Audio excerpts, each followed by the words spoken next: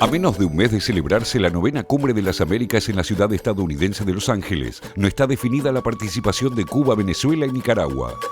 El presidente Joe Biden, anfitrión del encuentro, bajó del evento a estos tres países por considerar que no respetan la Carta Democrática del continente. La decisión de Biden no está firme y todavía no se cursaron las invitaciones oficiales. Well, the invitations have not yet been issued. The summit is not until the early June 10th, 6th through the 10th, I should say. We know that the summit is a valuable opportunity to focus on some of the most important shared issues like the ongoing fight for freedom and democracy for every country, our shared climate goals and stronger, more collaborative COVID-19 response, and addressing the root causes of migration like going after organized crime and economic instability. But no invitations have been issued at this point.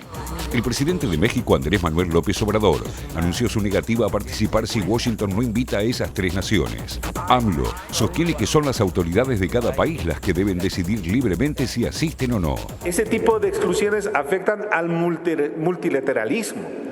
Imagínense, hemos construido escenarios como Naciones Unidas, ¿ya?, donde podían expresarse las voces más contradictorias. Entonces, si va a haber Cumbre de las Américas y vamos a hablar de tema migratorio, vamos a hablar de resiliencia por el cambio climático, ¿ya?, vamos a hablar de temas que nos importan a todo el continente, tienen que estar pues todos los países. Si es que hay alguien excluido, no pierde el excluido, pierde el continente, perdemos todos, pierde el mecanismo. El presidente de Bolivia, Luis Arce, se plegó a las presiones de López Obrador. Los mandatarios de Argentina, Alberto Fernández, y de Honduras, Xiomara Castro, entre otros, pidieron que se invite a todos los países de la región sin exclusión. Más allá de esta coyuntura, el desafío principal de Estados Unidos es lograr una agenda compartida sobre los problemas más urgentes como la guerra en Ucrania, el cambio climático, la política migratoria y la cooperación económica tras el desastre generado por la pandemia. We need to build greater regional resilience to make our hemisphere less vulnerable to global disruptions in the supplies that we need most, and that for many of us we have taken for granted over many years, and now we suddenly realize the fragility in the system that we built. Desde hace tiempo, Estados Unidos no tiene una sola política para todo el continente como en los 70 y trabaja las relaciones hemisféricas en varios ejes, de los cuales los principales son México y América Central, los países andinos, Venezuela, Brasil y el Mercosur y Chile. Joe Biden en particular tiene poca afinidad con los líderes de la región, pero lo mueven problemáticas concretas como en el caso mexicano. Con AMLO, su administración viene trabajando una propuesta para mejorar las economías de la América Central y frenar así el flujo migratorio de esos países hacia Estados Unidos. Esta iniciativa se aleja de la política desplegada por Donald Trump, que endureció al extremo las medidas represivas al tiempo que fortalecía los lazos comerciales con México en la reestructuración del acuerdo de libre comercio que los une con Canadá. Con Cuba, por ahora, Biden se diferencia de Trump solo desde lo retórico, sin restablecer los avances en cuestiones diplomáticas y migratorias que había logrado Barack Obama con la isla caribeña. La exclusión de Cuba que se avisora constituiría un grave retroceso histórico en relación con las dos cumbres anteriores, en las que Cuba participó en pie de igualdad. En el caso de Venezuela, la relación es compleja. Por un lado, sigue impulsando sanciones económicas respaldando las denuncias por violaciones a los derechos humanos, pero por otro, envió una delegación para analizar con el gobierno de Nicolás Maduro el aporte del crudo venezolano para cubrir la demanda global afectada por la guerra en Ucrania, dejando de lado a Juan Guaidó, a quien llegó a reconocer como presidente interino. Con Brasil, la relación es distante. Jair Bolsonaro se mostró siempre cercano a Donald Trump, a quien dice admirar. A este panorama se suma que el posible triunfo del izquierdista Gustavo Petro en Colombia podría cambiar la naturaleza de la relación bilateral, centrada desde hace décadas en la lucha contra el narcotráfico y la seguridad nacional. En este contexto, el desafío de Biden es lograr recuperar la influencia de Estados Unidos a nivel continental para enfrentar una de las obsesiones recurrentes de la política exterior estadounidense de los últimos años: poner un freno a la presencia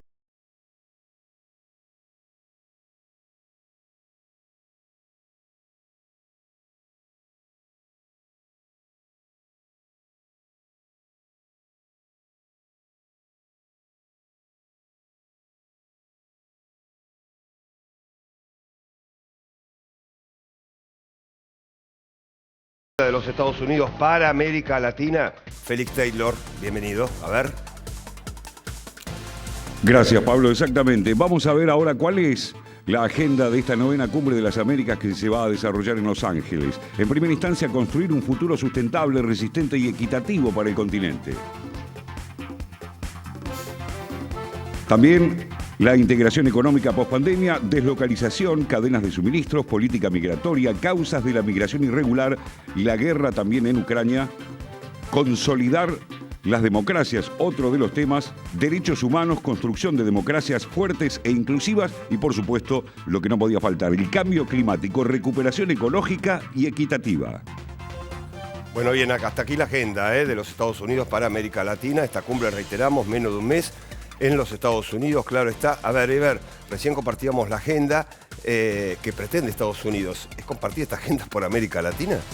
Sí, por un lado yo sumaría un par de cosas, ¿no? Tenemos una agenda que efectivamente, como mencionaba recién en el informe y luego Félix, enuncia una serie de temas típicos, digamos, de este tipo de cumbres. Yo sumaría unos temas y también compartiría la conversación con los colegas porque me puse a ver una serie de temas, digamos, o a tratar de reconstruir un poco cuál es esta nueva agenda de la Administración Demócrata para América Latina. Aparte, leí un artículo hace muy poco de un colega, digamos, y un estudioso de las relaciones internacionales, Juan Gabriel Tocatlián, invitado en el programa varias veces, que conoce muy bien esta relación entre América Latina y Estados Unidos. Y me llamó mucho la atención esta aseveración que él hacía confirmando esta nueva estrategia o esta nueva visión, no solo desde los sectores republicanos, sino también más allá, en esta competencia global evidente de Estados Unidos con China y en la cual ingresa América Latina como parte de ese territorio en disputa, de una nueva estrategia en la cual se reeditarían ciertas mañas, ciertas visiones y ciertas formas de ejercer esa influencia que reeditarían una lógica, como mencionaba en la presentación, un poco de con nosotros o contra nosotros, reeditando un poco esta lógica más típica de la Guerra Fría. Y en ese marco me puse a ver una ley que presentó al Congreso, al Senado, Biden en el mes de febrero, que es la Ley de Estrategia de Seguridad de los Estados Unidos, y traté de ver qué había ahí adentro para la relación con América Latina. Y efectivamente, más que estos temas que enuncia la cumbre como temas fundamentales, yo te diría que lo que emerge fuertemente es efectivamente ese giro que describía Tocatlián en el artículo que te mencionaba, donde la prioridad de los Estados Unidos ya no es tanto como durante los últimos años con respecto a América Latina, la guerra contra el terrorismo, sí lo sigue siendo la denominada guerra contra las drogas, con todos los problemas que eso implica y tal vez tengamos tiempo de conversar sobre ello, pero sobre todo el eje fundamental, con palabras crudas y textuales, es contrarrestar la influencia, en primer lugar China y también rusa, aparece Irán en tercer lugar también mencionado varias veces, en nuestro continente a partir de una estrategia que consideran como central y organizadora de su relación con la región. En ese marco, si nos ponemos a bucear, aparece efectivamente la confirmación de esta prioridad en diferentes documentos, en diferentes expresiones. Me puse a hacer otra cosa también, son cosas por ahí a mí me resultan divertidas, no sé si lo son tantos para quienes están viendo, para los colegas, pero me puse a ver, ¿sabes qué? Las entrevistas que el Senado le hace a los responsables, a los propuestos como responsables del Comando Sur cuando los nombran, cuando someten esas candidaturas para finalmente nombrarlos. Se nombra cada 3 años, se renuevan este tipo de nombramientos, se realiza una entrevista en profundidad con los candidatos. Mirá, un ejercicio simple, ¿no? Pero la palabra China o la relación América Latina-China. En 2015, 3 veces aparecía en estas entrevistas el lugar China referido en el marco de veníamos todo lo que era la guerra contra el terrorismo, la relación y las posibilidades de que haya una articulación entre política de lucha contra las drogas y terrorismo, etc. 2018 aparece ya 15 veces. 2021, Laura Richardson, que nos visitó hace poco del Comando Sur a la Argentina, en la entrevista en profundidad que realizan sobre las prioridades y los temas principales a tratar con América Latina, China aparece 35 veces. Entonces, simplemente con ese breve ejercicio me parece que podemos empezar a ver cómo hay una nueva configuración de relaciones América Latina, Estados Unidos, en función de esta mirada desde los Estados Unidos. Es interesante lo que plantea Ever, ¿no? Sobre todo cuando dimos los datos y los puntos centrales de la agenda. Una cosa es la agenda oficial de la cumbre y otra agenda que tiene Estados Unidos para América Latina, ¿no? ¿Es así, Seguridad y Augusto? guerra contra las drogas. Claro, bueno, claro, lógico. Hay un par de cosas para agregar a lo que estaba diciendo Eber, que tiene que ver con, bueno, está claro que en un contexto de disputa hegemónica, Estados Unidos necesita construir y consolidar, más que nada, el liderazgo sobre la región. Eso está claro y eso es lo que busca en la Cumbre de las Américas. Lo que está claro también es que no está pudiendo alinear a todos los países detrás de su estrategia, que tiene que ver, entre otras cosas, con todo lo que decía Eber de frenar a China. Entonces, lo que demuestra es, y mucho más en un contexto de guerra, como el que estamos atravesando, en donde hay una intención de alinear a los países de la región contra Rusia. Pero también hay una interna muy marcada dentro del Partido Demócrata, dentro de la administración demócrata, que tiene que ver con cómo abordar la relación con aquellos países que son, digamos, el eje del mal para la Casa Blanca, ¿no? Que son estos Cuba, Venezuela y Nicaragua. En el caso de Venezuela me gustaría detenerme porque hay una discusión muy profunda dentro del gobierno demócrata respecto de qué hacer con Venezuela. Por un lado tenés los integrantes del Consejo de Seguridad Nacional que lo que te dicen es, Juan González, etcétera, ¿no? Que funcionarios que han estado visitando la Argentina en estos años, que lo que quieren es flexibilizar la relación con Venezuela, restaurar la relación económica sobre la base del petróleo y de alguna manera terminar con aquella política de endurecimiento de sanciones o aliviar, no sé si terminar, aliviar esa política de endurecimiento y de sanciones de Donald Trump. Pero después, por otro lado, tenés sectores del Departamento de Estado que buscan seguir, sobre todas las cosas, manteniendo esa firmeza y esa relación tensa contra el gobierno de Nicolás Maduro. Entonces, la gran pregunta es qué van a hacer con eso.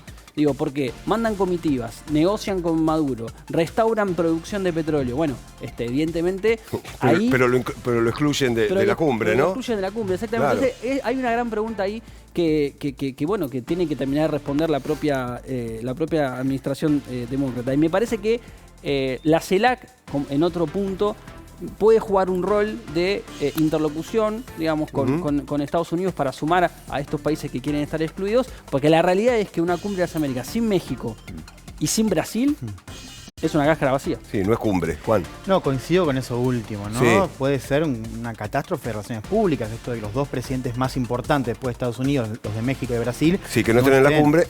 Pensá Claro. lo que decía Eber, ¿no? Digo, esta prioridad muy marcada, muy clara, ¿no? Con esos discursos acerca de, bueno, desplazar a China. Ahora hay un dato ahí que va a ser muy difícil de soslayar, que es que China, para la gran mayoría de los invitados de la cumbre, es el principal socio comercial.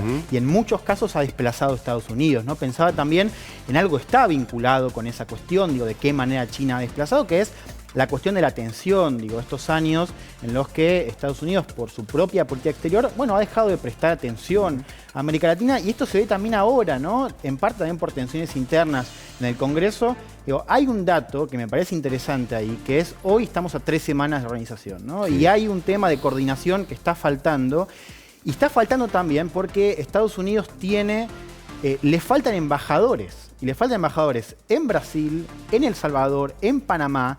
Y esto muestra un poco también de qué manera, bueno, la agenda de América Latina, bueno, ha sido postergada, ¿no? En el Departamento de Estado de Estados Unidos. Interesante. Alejandra, a ver, ¿se hace o no se hace la cumbre? Bueno, hay que ver. En principio se hace, pero digo, por lo que recién remarcaba Juan, ¿no?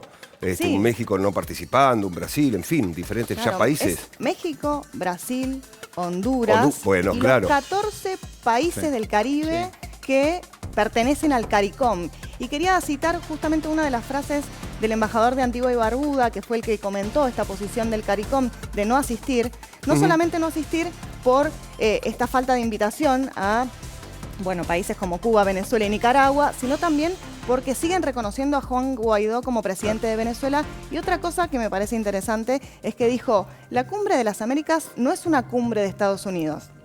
O sea, no es como la cumbre de la democracia que se hizo hace algunos meses, en donde determinaba agenda, decidía quiénes iban, quiénes no, según sus parámetros de democracia, que por supuesto son muy polémicos. En este caso, la cumbre de las Américas, más allá de que siempre estuvo bajo la égida y el poder de Estados Unidos, no es una cumbre de este país, entonces hay un cierto autoritarismo en esta forma de encarar las relaciones con América Latina, y creo que a eso se refiere López Obrador cuando dice no queremos que las relaciones sigan iguales que antes. y ahí me parece, ahí lo contextualizo con la guerra, es el hecho de que Estados Unidos está utilizando las organizaciones que tiene para realizar su política. ¿Esto es nuevo? No, por supuesto que no, pero ahora se va a ver mucho más cómo se utiliza la OTAN y las alianzas para llevar adelante una guerra, cómo se utilizan las cumbres o las organizaciones continentales en donde tiene alguna preponderancia. ¿Para qué? Para llevar la guerra por otros medios y establecer nuevas alianzas. Yo creo que las alianzas y el multilateralismo estadounidense es el que entra en crisis. Bien, Cumbre de las Américas, 3 semanas, falta justamente para el comienzo en los Estados Unidos, con estas situaciones que están generando mucha repercusión, excluidos o la intención de excluir, reiteramos, a Cuba, a Venezuela, a Nicaragua, varios presidentes que ya dijeron no asistimos si estos países son excluidos. Que se los invite y cada nación después decide si participa o no participa.